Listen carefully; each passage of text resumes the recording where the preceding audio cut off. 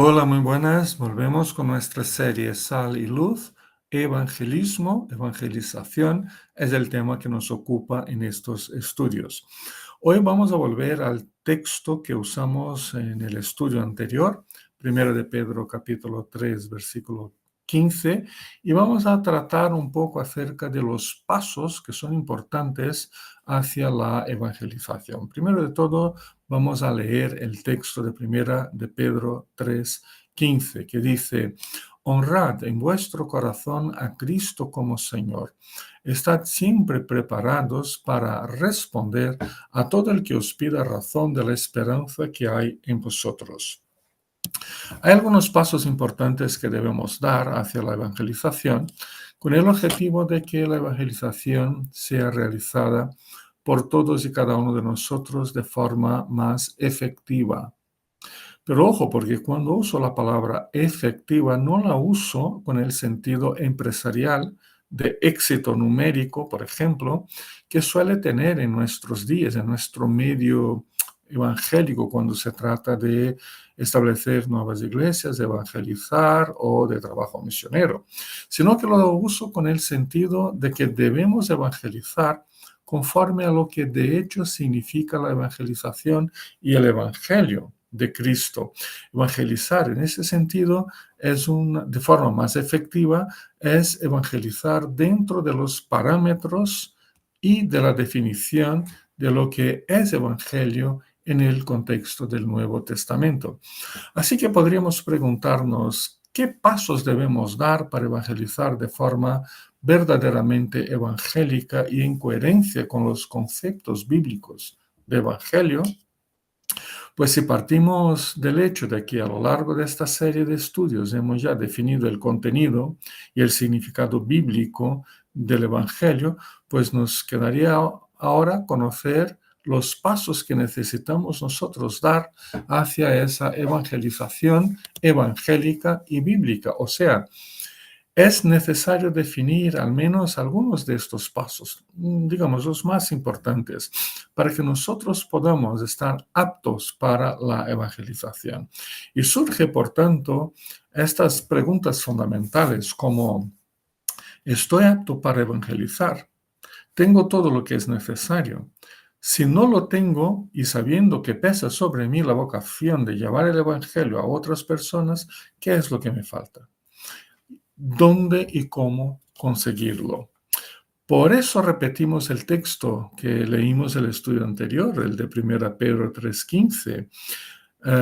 Simplemente lo usamos para introducir, digo en el estudio anterior, para introducir el mensaje sobre los primeros evangelistas, sabiendo que al final llegaríamos a la conclusión de que nosotros somos los que heredamos esa vocación evangelizadora hoy y que por tanto debemos estar preparados para dar razón de nuestra esperanza en Cristo.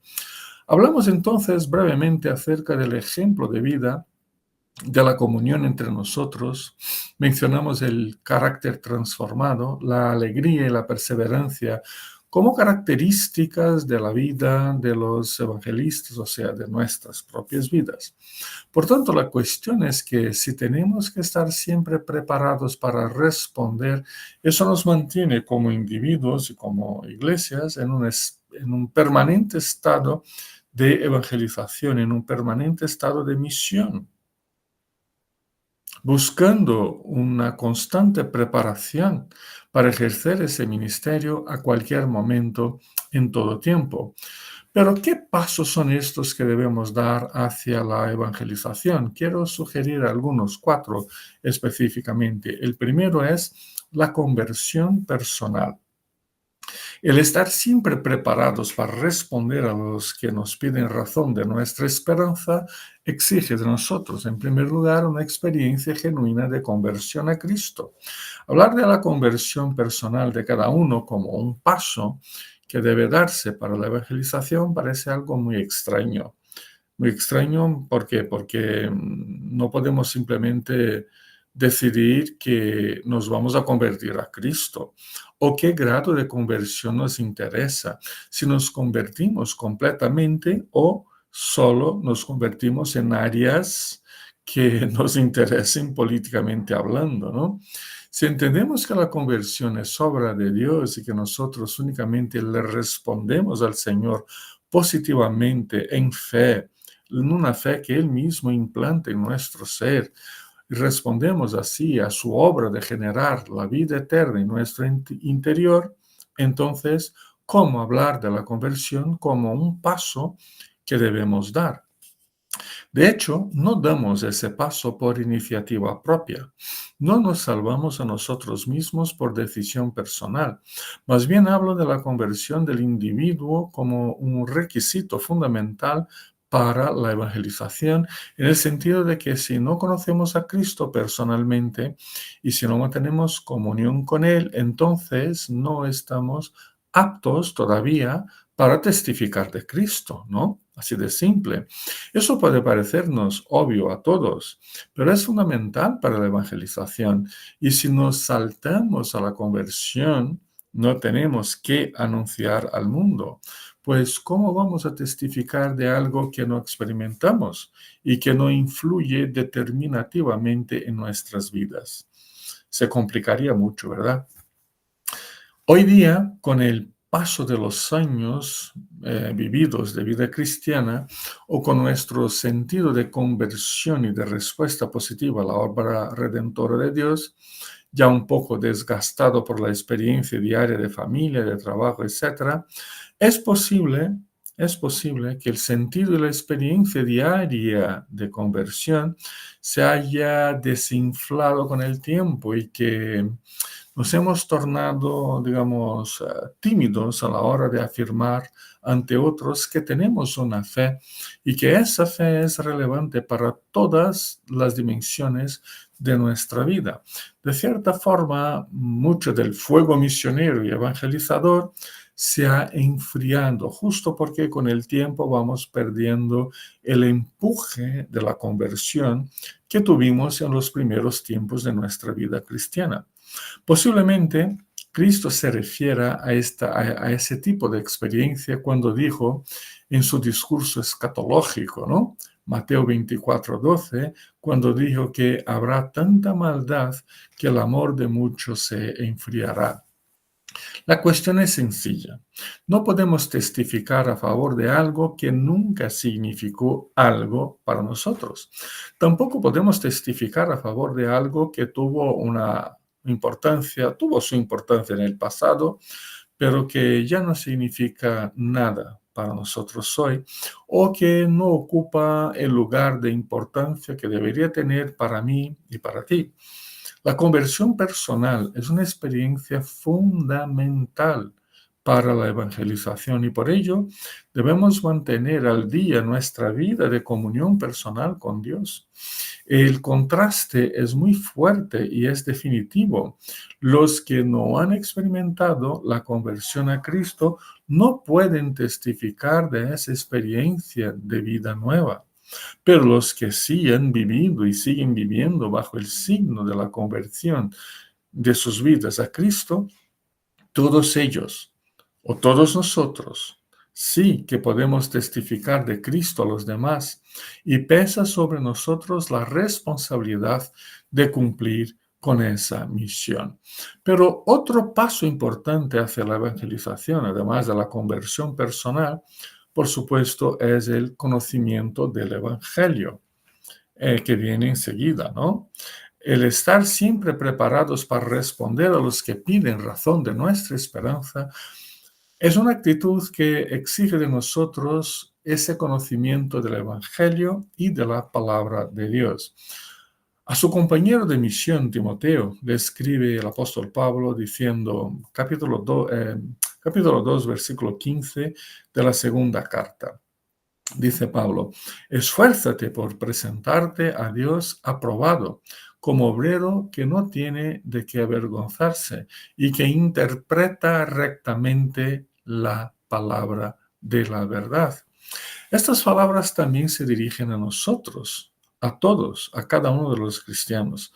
Conocer, interpretar y vivir correctamente la palabra de Dios, que es la Biblia, es, digamos, simplemente parte de la vida cristiana. No se trata de un requisito únicamente para los pastores, misioneros y ancianos, sino que para todos los que pasamos por la conversión a Cristo, todos y cada uno de nosotros. Así que conocer los matices, los sentidos, las dimensiones del Evangelio y de la palabra de Dios tiene una importancia suprema en la vida cristiana y por tanto tiene también importancia muy fuerte en la misión cristiana. Se puede afirmar incluso que el principal medio por el cual el Espíritu Santo extiende la soberanía de Cristo entre los seres humanos es por intermedio del crecimiento de la palabra de Dios y de su bendita invasión en cada dimensión, en cada rincón de la vida humana.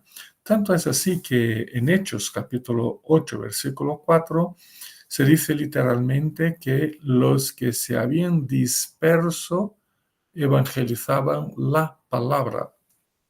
Evangelizaban la palabra. Una fuerte predicación y una desafiadora enseñanza bíblica, por supuesto, es fundamental para la evangelización y es, fundamentalmente hablando, la propia evangelización. Es parte de la vida misionera misma del pueblo de Dios en el mundo. Eso es lo que se queda claro en la versión de Mateo de la Gran Comisión, en Mateo capítulo 20, versículo 19, cuando Cristo une el concepto de misión a los de envío, de discipulado, de enseñanza y de bautismo. Dice, enseñándoles a obedecer todo lo que os he mandado. La palabra de Dios es central en la evangelización, porque es únicamente de ella que nos llega a todos los seres humanos el conocimiento preciso y precioso acerca de la persona de Jesucristo. Y es el contenido más importante de todo el mensaje evangelístico. Por tanto, si reconocemos la llamada de Cristo en nuestras vidas y nos dedicamos a la evangelización en cualquiera de sus dimensiones y por medio de cualquiera de las estrategias usadas, siempre en conformidad con la palabra de Dios y con los dones y talentos que recibimos de Cristo bajo el poder del Espíritu Santo, entonces no tenemos otro camino que el de conocer la palabra de Dios, el de conocer el Evangelio de Cristo, lo más profundamente posible y de forma absolutamente personal. La tarea misionera, la tarea evangelizadora de todos nosotros empieza y sigue cada día con el estudio de la Biblia. Sigue con su interpretación, con la meditación, con la aplicación a nuestras vidas hoy en arrepentimiento y en confesión. No hay otro camino de evangelización que no parta, que no siga y que no llegue en la palabra dada por Dios. Pero un tercer paso muy importante hacia la evangelización es también la comunión cristiana. Si la comunión personal con Dios es esencial para la evangelización, su necesaria extensión comunitaria entre nosotros también lo tiene que ser. ¿Qué quiere decir esto?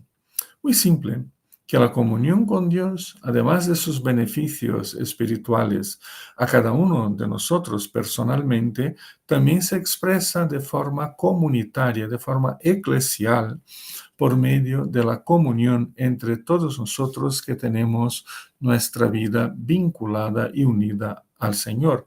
Y que ambos aspectos de esa experiencia son esenciales para la evangelización. Aún lo podemos decir en otras palabras, que sin la comunión con Dios y sin la comunión cristiana es imposible que la evangelización sea efectivamente bíblica. Podemos ser tentados a pensar que no es así, o sea, que la comunión entre los hermanos no tiene un papel fundamental para la evangelización, sobre todo cuando nos acordamos de los hermanos más difíciles, que siempre los hay, por supuesto. Sin embargo, si leemos las palabras del Evangelio de Juan, capítulo 17, nos damos cuenta de algunas realidades muy importantes en cuanto a eso. La primera es que Cristo ora por los que han de creer en Él, por el mensaje de los discípulos. Versículo 20 de este capítulo 17 de Juan. Hay personas, hombres y mujeres de todos los lugares del mundo, de todas las edades, en cualquier época de la historia, que están destinados a creer en Cristo y que llegarán a la fe por intermedio del mensaje que anunciamos nosotros. La segunda cosa importante aquí es que Cristo ora por la unidad y la comunión entre todos nosotros. Y el modelo de la unidad entre nosotros es que así como tú estás en mí y yo en ti, dijo Cristo al Padre en su oración. O sea que esa unidad de ser y de obra existente entre el Padre y el Hijo permite también que nosotros estemos vinculados de forma vital al ser divino por su propia obra, versículo 21. Y además, estando todos unidos a Dios, Él mismo nos permite ser perfeccionados en la unidad entre nosotros, versículo 23, que por supuesto es una experiencia que nos toma todo el tiempo de vida y que se manifiesta en todas las dimensiones sociales de la vida. En conclusión, que Cristo afirma que toda esa estructura espiritual de unidad, de comunión, es esencial para que, versículo 23, para que el mundo reconozca que tú me enviaste y que los has amado a ellos tal como me has amado a mí. Por tanto, sin la comunión cristiana no hay una genuina evangelización. Pero por otro lado, tampoco podemos divinizar la comunión cristiana. Sabemos que esa comunión, hablando en términos puramente humanos e históricos, se ha visto tremendamente comprometida por los errores de todos y de cada uno de nosotros, por nuestros variados egoísmos, individualismos y pecados, empezando por mí y por ti. La comunión cristiana, al igual que todos los demás procesos de santificación, necesita ser regada y nutrida cuidadosa y diariamente por mí, por ti, y a la vez contamos con la obra santificadora del Espíritu Santo en nuestras vidas. Eso nos permite ver a la comunión cristiana como una verdadera obra divina en nuestro medio. Pensando sobre ello, nos damos cuenta de que vivimos un momento histórico en el que el individualismo va dejando de ser un estilo urbano cómodo de vida, en el que nadie tiene que meterse en mis asuntos, y se va transformando en una enfermedad social que filosóficamente se define por la expresión yoísmo, que se define por una forma de individualismo que rápidamente se ha convertido en el más puro narcisismo, en que los sentimientos y las emociones adquieren una importancia extraordinaria. La realización individualista se convierte, por tanto, en lo primordial en la vida de uno. Y a menudo se piensa que esta realización personal se adquiere al permitirse su expresión plena. Y así el viaje interior se vuelve más fascinante que la exploración del mundo exterior. Pues en esta nueva condición del ser humano, la fascinación con uno mismo da lugar al nuevo concepto de fe y al nuevo centro de la teología para los evangélicos. La infelicidad y el permanente sentido de vacío es lo que define la fe y es lo que nos hace buscar la fe. ¿Os dais cuenta de la importancia de la comunión cristiana como plataforma para la evangelización? ¿Os dais cuenta de cómo el concepto de comunidad y de familia cristiana es fundamental para la evangelización? Pues vamos al cuarto y último paso importante hacia la evangelización, que es la mundanización del pueblo de Cristo. Perdón por el uso de la palabra mundanización, ¿no? Pero se trata de un último paso que se considera importante para la evangelización, esa mundanización de la iglesia. Si la iglesia no está en el mundo, si no se compromete con las personas, tal como son, no consigue evangelizar, ¿no? Ante todo, sin embargo, creo que debo explicar mejor los términos que están en juego para no confundir y no liarnos con conceptos equivocados. Una cosa es la mundanidad y otra muy diferente es el mundanismo. Por mundanismo casi siempre nos referimos a la dimensión pecaminosa que está presente en el mundo. Y cuando usamos esta palabra mundanismo, nos referimos a ciertos compromisos que el ser humano mantiene con la realidad de su distancia culposa de Dios.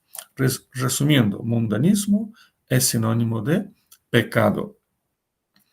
Pero la otra palabra, mundanidad, tiene el sentido de que aunque no estemos más vinculados vitalmente al pecado y su condenación eterna, aún así seguimos viviendo en un mundo de los seres humanos, porque somos seres humanos.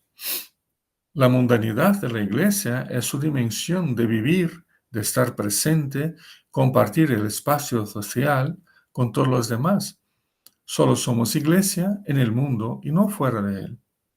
No estamos comprometidos con el pecado, no somos mundanos en ese sentido, pero sí que estamos comprometidos con llevar las buenas nuevas a las personas y compartimos el espacio de vida, del espacio social del mundo. En ese sentido, pues entonces entra la palabra mundanidad, ¿no?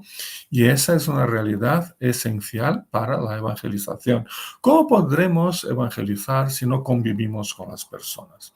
¿Cómo vamos a evangelizar si no conseguimos alguna especie de contacto, de relación? Y si nos consideramos un ser superior, un ser semidivino o super espiritual, casi angélico, y mucho mejor que los paganos que no creen. ¿Cómo vamos a evangelizar si nos apartamos de las personas? ¿Cómo evangelizar si no conectamos con la gente? Si no somos normales en ese sentido. ¿Cómo evangelizar si mantenemos una perspectiva de vida marcada por un intenso separatismo social, recluidos en la iglesia para no contaminarnos? Y vamos subliminando cualquier dificultad o cualquier sufrimiento. Si queremos evangelizar, debemos volver a Juan capítulo 17. En los versículos 14 a 18, en resumen, dicen palabras de Jesús: yo les he entregado tu palabra y el mundo los ha odiado porque no son del mundo, como tampoco yo soy del mundo. No te pido que los quites del mundo, sino que los protejas del maligno. Como tú me enviaste al mundo, yo los envío también al mundo. Bueno, solo hay un lugar donde podemos ser iglesia. Solo hay un lugar donde podemos vivir la experiencia de fe. Solo hay un lugar donde podemos evangelizar: en el mundo, en la sociedad, entre los demás seres humanos, como personas normales que creen en Cristo, como personas de carne y hueso que tienen necesidades y que se enferman como todos, pero que creen en Cristo y tienen un mensaje especial a los demás. La experiencia humana más básica asociada a la fe en Cristo es nuestra plataforma de evangelización, y la humanidad tal como es, como está, apartada de Dios, es toda la humanidad, es nuestro campo misionero. Apartarnos del mundo y de la sociedad, desconsiderar al ser humano y considerarnos superiores, es negar la doctrina de la mundanidad de la Iglesia y echar fuera la posibilidad de una genuina evangelización. Vamos concluyendo. De hecho, hay pasos importantes hacia la evangelización que debemos considerar con mucho cuidado. Hoy mencionamos a 4 de ellos: la conversión, el conocimiento del Evangelio, la comunión cristiana, la mundanidad de la Iglesia. No podemos desviarnos de estos temas ni negar su realidad para la fe y para la evangelización. Por tanto, algunas implicaciones que podemos sugerir de todo esto y os la presento brevemente. La primera: el mundo necesita volverse a Dios. Las personas necesitan convertirse a Cristo, abrir sus corazones a la voz del Espíritu. Por tanto, no tenemos que ofrecerles sino a nosotros mismos. Si no tenemos que ofrecerles sino a nosotros mismos, pues, ¿qué evangelio van a ver? Ellos tienen que ver el evangelio en nuestras vidas, como obra de Dios en nuestras vidas, por medio de la conversión de nuestro ser a Cristo. Número 2, el mundo necesita oír la palabra de Dios, el mundo necesita conocer el camino creado por Cristo para la salvación. Por tanto, nos cabe a nosotros conocer profundamente el Evangelio y toda la Escritura Sagrada, anunciarle al mundo con precisión, con sabiduría y con humildad el camino hacia Cristo. Número 3. El mundo necesita ver la salvación y un cierto anticipo del cielo al mirarnos a nosotros como iglesia y familia de Dios.